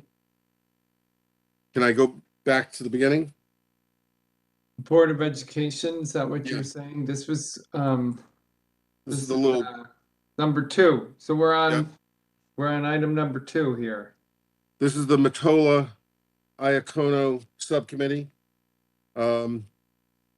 And we met this morning, and I think we agreed that the language works, except we would allow the electors to vote for all the positions. The parties would be limited to the number of people that could, the maximum number that could serve, but the voters would get to vote for, in the year in which 5 candidates are up, they get to vote for 5 candidates.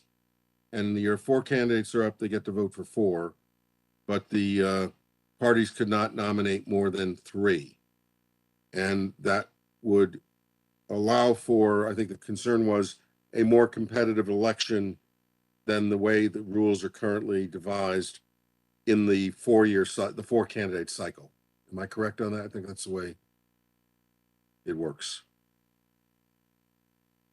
And that's consistent with 9-414 that prohibits a town committee from nominating more candidates.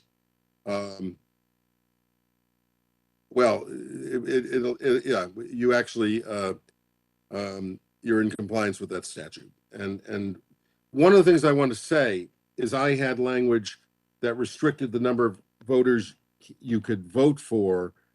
And I have this in a couple of charters. And the reason for reducing the number of people you could vote for is it eliminates the possibility of game playing with regard to the minority candidates. If you can vote for all the candidates, one of the parties or both of the parties can do some bullet voting for the 2 seats that are not of their choosing. But this is a perfectly permissible thing to vote for all 5 seats. So you basically get to vote for 5 of the 6 candidates, and the top 3 of one party cap it, and then the other seat would go to potentially to the minority party.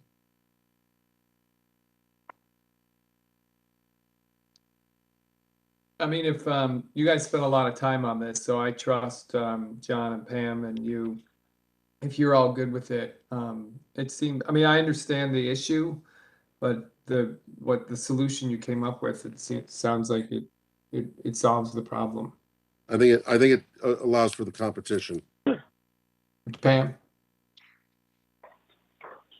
I agree. It was really hard to unwind all of this. It was really complicated. But I do just want to be transparent for the public. This will end the 5-4 split that consistently happens now.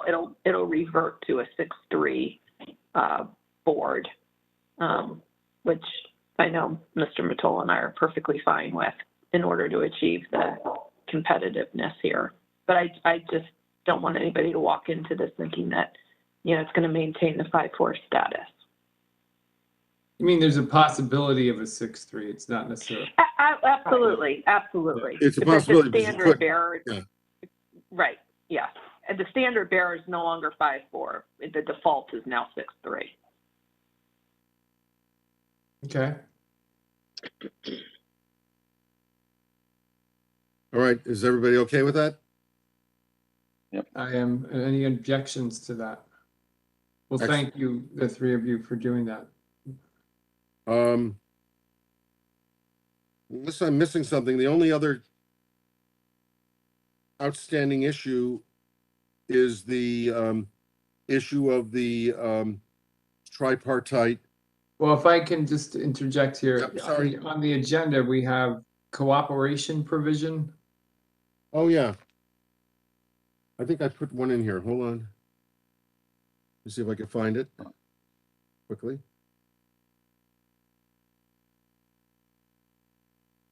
So 2 more, and then the tripartite, and then we probably can move to May 17th.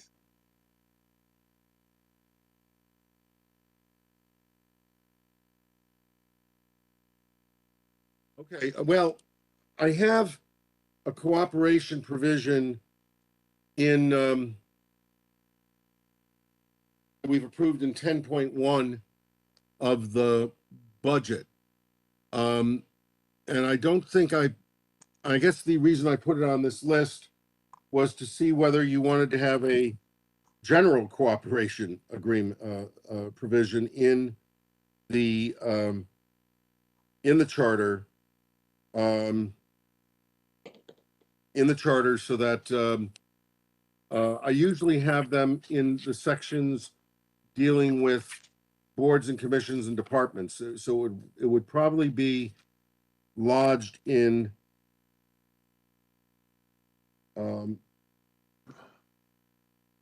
Article 7, which kind of lays out the rules for boards and commissions and departments. That it would have a provision in there that basically says that if you are a department head, you need to cooperate with the commission that's attached to your department, and vice versa. Members of the commission should be civil and engaged and loyal, have a duty of loyalty to the department that they're attached to. It doesn't mean they have to agree with them on everything, but there should be a level of cooperation. I think that's the reason that provision was there. So it's different. It's similar to the budget provision, but it applies to the governance process between members of boards and commissions in particular and their departments. Any thoughts on that, commissioners? John Mottola.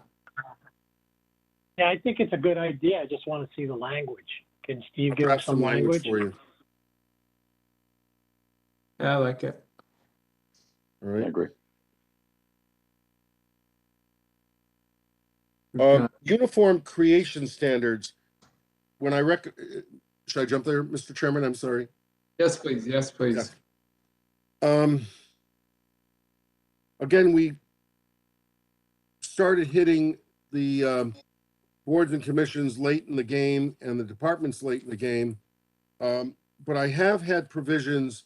I can put them together pretty quickly and show you how they work, that basically say how you create a board or commission. But but they're fairly extensive and fairly detailed. And if I thought they were absolutely critical, I would have pushed it on you earlier than the end of this process. So I'm not I don't want to talk you out of it if you have an interest in seeing what the language would look like. But the basic thing is it's basically how a bill becomes a law for building boards and commissions. That's all it is. And it has the various requirements that you have for each of those entities. And I have not put it in here. I thought I did not. It would, again, that would be another Article 7, some Article 7 language. And that's boilerplate language that you have? I have similar language from, again, there's no such thing as a cookie cutter in the charters, but I have similar language that I've used in most of the charters I've established. I'll lay out the language for you. If it looks easy enough and sensible enough for you, we can do something. If not, we can walk away from it. I guess I would just ask if, and to the extent you know, or perhaps Attorney Baldwin, is that process laid out in the ordinances already? That I don't know. I'll defer to All right, Jim. which process? So we're discussing the uniform creation standards, which is a suggestion to consider putting in kind of how to establish a board or commission, should that, occasion happen at the RTM level. And so do we need that in the charter? Steve has seen it in some charters and has some suggested language he could work up, but I was asking if it already exists in the ordinances on kind of how to create one and what's necessary in them. It's probably not.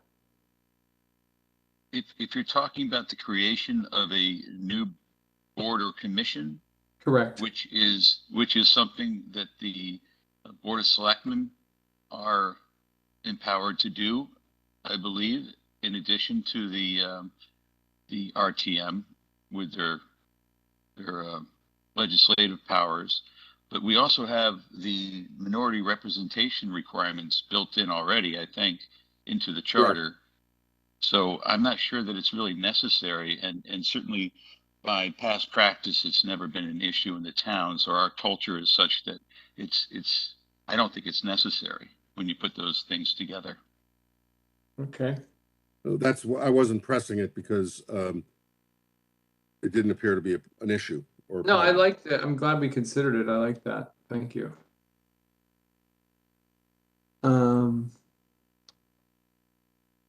Did we skip over Board of Education? Is there anything you guys wanted to do with the Board of Education? I thought that was the Mottola, Iacono. Oh, yes, I'm sorry. Okay. And then specific board and commission issues we kind of addressed already. I think so, yeah.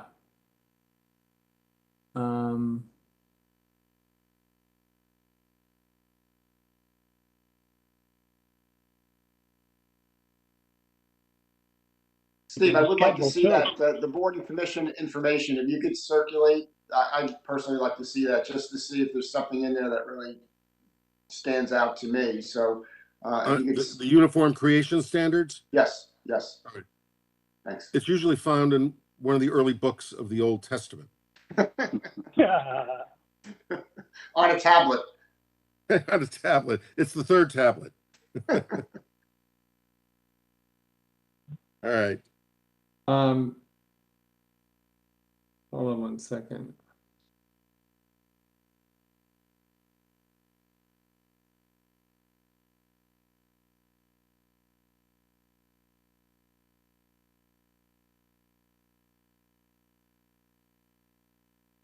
Just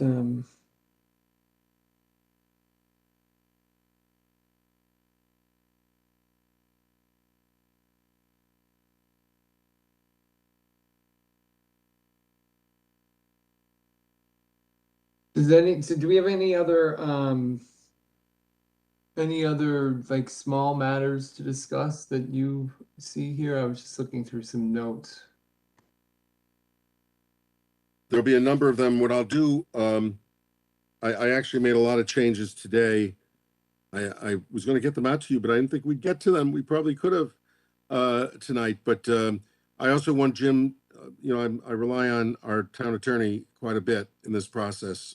He's been an invaluable partner for me and has been very helpful. You should know how helpful he has been. I will get to him tomorrow.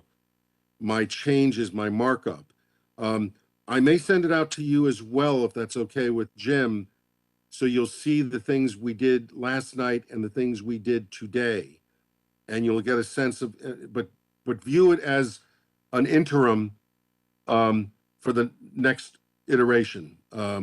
Because there will be some other changes. I won't include any of the things I told you I do some research on. It'll be all the nits and all the fixes. So the document will be cleaner. And I want to get it to you as early as I can, even though Jim and I have not done a thorough review at this point. Is that okay with you, Mr. Chairman? That's good. So I think then where we're at now is we probably should go back to where we stopped last night into the budget discussion. I paused because I haven't fully digested the chairwoman of the Board of Finance's letter, but maybe we can kind of start on that. John Mottola, let's see. I don't think having that discussion right now at 9 o'clock at night after our 2 meetings is the right thing to do. I think we all need to digest that letter, think about it the next couple of days, and That's talk fine. about it at our next meeting. I think we talked about it in great detail yesterday, so I would like to take a few days to think about it and look at that letter that we just got a few hours ago and then talk about it on Tuesday. I mean, that's my thought. I don't know about anyone else. All right, other thoughts? I agree with Mr. Mottola. Yeah, I do too. Okay. John? When- I have had a chance to go through it, and I think what we talked about, although a number of excellent points are made in there, I'm still not persuaded that to go in a different direction than what we had talked about the other night. Having one uniform meeting, a triumvirate meeting, let's say, but I'm willing to reread and evaluate it further. Pam, do you have any thoughts on this?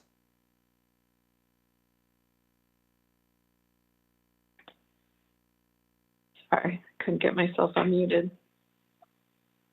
To be honest with you, I haven't read the what she sent in depth. And I'm inclined to try the joint meeting, but if the rest of the commission, wants to take some time to go through all that, I'm fine with that too. It's 9 o'clock at night. Yeah.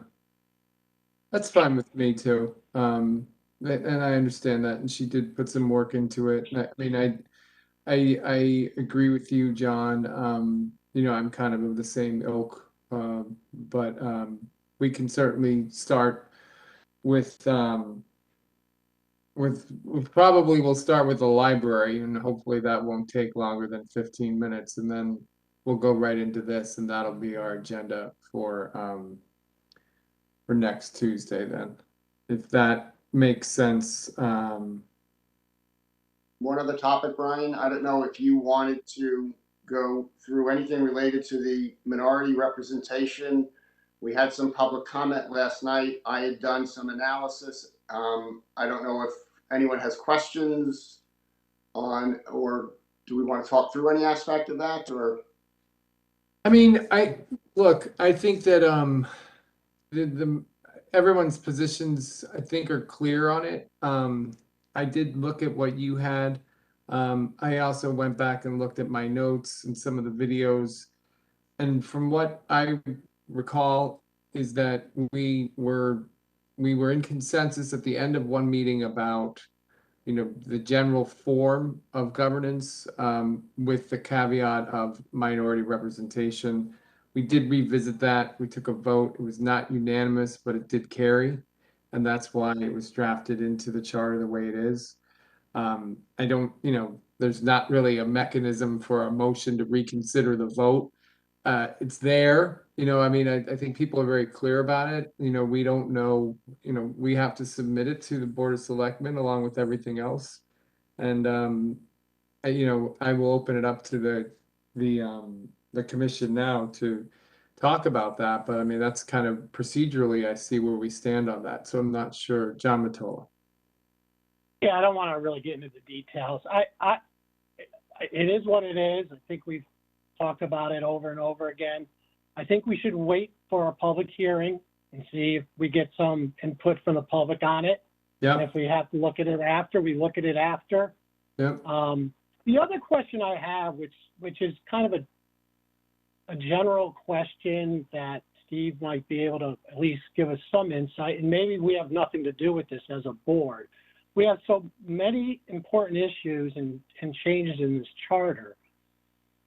So the biggies, I'd like to say, minority representation, stuff like that. I take it when things like this get on for a referendum with the voters, we can have separate questions related to these specific issues. It's not just one general question, do you vote for the change in the charter? Is that kind of how it works? And that's not is that the Board of Selectmen's purview anyway? Okay. The appointing authority chooses the ballot questions. So the Board of Alright. Selectmen would choose it.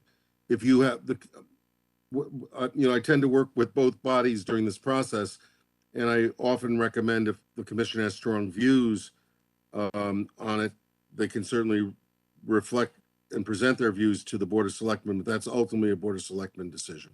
Okay.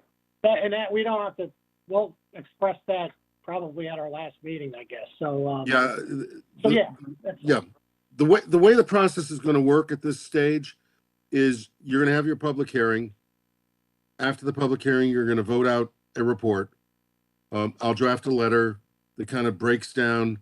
I usually try to do a chapter by chapter analysis or an article by article analysis of what we've done, and we will transmit the document to the Board of Selectmen. We will have a joint meeting with them early in the process, hopefully the first night, and then we will meet with them. Jim and I will probably meet with them. They may want to have leadership from the commission, other members of the commission, to be there to answer questions during the process. At some point, they will have a public hearing and make a determination whether to approve the report as submitted without any changes, or if they have recommendations or questions, they would present those recommendations or questions back to you, and you would reconnoiter sometime in the month of July. And it really depends on how many questions there are. I think the hope is that we present a document to them that will have minimal questions coming back to the commission. But there is that possibility. At that point, you're severely constricted. At that juncture, they can ask you 100 questions, and then you're not so constricted. They can ask you one or two broad questions, and you're not so constricted. And it gives flexibility to try to resolve the problems. But you are limited to only addressing the issues that they raise. One of the things that I usually allow for and ask for when you pass the final document is that you allow the attorneys to continue to edit and clean up and those kinds of things throughout the process. If any of them arise to be significant, then we'll bring it to the attention of the Board of Selectmen, and they would come back to you for a modification. But my hope is that they will approve what you have in the month of June, and that we could all meet and have a picnic someday, and then get to actually see each other. You're the fifth commission I haven't met, so I'm looking forward to meeting some of you at some point. But But that's the way the process works. And then at the end, if it does come back to you, then it goes back to them for final action. They'd have to take that action sometime in the month of August so they can get the questions into the ballot, into the Secretary of State's office the first week in September. That's the way the Thank you. process will work from here on. Okay. That Right. sounds helpful. Do we need to pick a date in July to hold? I mean, everybody has summer plans, I'm sure. Or just wait till the June meeting? I think we wait until we figure out what the Board of, we get a sense of what the Board of Selectmen is doing. If we get a sense that there's going to be a need for a July meeting, I think at We'll that point, circulate. Brian, Okay. you would go out and poll your members to see when we can get them to meet. Okay, sounds like a good plan. Well then, so that will be the agenda then for next week, will be the library and then the continued budget discussion. And all the miscellaneous changes, the edit changes that we're making. Yeah, all the references that you were gonna talk to Jim, and there might be one other homework assignment. I can't And if remember. Chris Brogan discovers anything between now and then, he should call me. Chris We gets just the got- Chris has award. been- Now I'm motivated. He's Yeah. the manuscript guy. I'm impressed. He's been You great. just need to remember that that meeting on Tuesday is a pretty strict 2-hour meeting. Yeah, Gotcha. okay. Yeah. And Jim Baldwin, you're taking care of inviting the library gentleman for 4:30 on Tuesday? Is that? Yes. Okay, thank you. I will take care of that. If he's not available for some reason, I'll be sure to fully be able to relate what his concerns are and the reasons for his proposed changes. Okay, does that sound like a Do plan? we to have end? those? I forget. Did we get anything I do. I'll at get all? them out to everybody. I'll go over them with Jim tomorrow and make sure I've got the right ones. The copy I have is awfully fuzzy, but I'll make sure I've got the right one. It'd just be Jim, I think helpful to read Jim's- it before the meeting, yeah. And where do we land on 11.5 on that removal thing? Are we just leaving that alone, or we're not gonna? I'll take a look at the, I don't see a removal provision for elected officials in your charter. I don't know if we want to start going there at this stage, but that's a pretty broad power and it's not defined. So I think it would be highly unlikely that you would remove somebody because it doesn't say who removes them. It does for the appointed officials, for the appointed members of boards and commissions. Yeah. It does not address the issue of electeds. Well, maybe if there's no objection with the other commission members, you could put that on that list that you're gonna discuss with Jim and see what you come up with. All right. And then, so we've got our agenda for Tuesday, hard stop, 2 hours, 4:30. Start with library, then budget process, and then go into the additional items as time permits. Anything from the members? I'll send out an agenda tomorrow. Okay, thank you very much. Appreciate that. Then I'll entertain a motion to adjourn. Second. All those in favor? Thank you all. Good meeting. Right, Thanks, thank Steve. you. Thanks, Jim. Bye, Thank you. everybody. Thanks, everyone.